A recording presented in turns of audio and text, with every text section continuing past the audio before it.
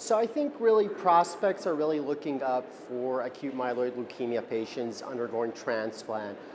In data I'm going to present tomorrow, actually, I'm going to show basically the 2-decade perspective of over 20,000 patients who underwent transplantation. Now, this data was captured as part of the Acute Leukemia Working Party of the EBMT, and it's pretty exciting, I think. We've captured data for over 20,000 patients transplanted between 1993 up until 2012.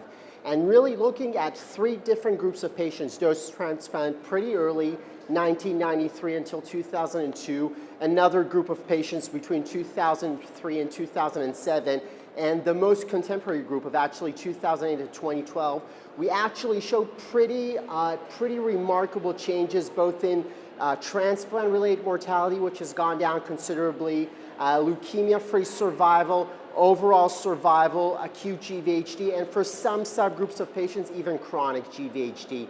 Now, what's remarkable, I think what the take-home message from this data is that relapse rates have not actually changed. And this is not really different from the data shown by Seattle and by the Swedish group and by other groups as well. Unfortunately, relapse is still a major problem for acute myeloid leukemia patients. So I think that's probably going to be the most I think the most effort is going to be undertaken for that segment of patients who actually relapse.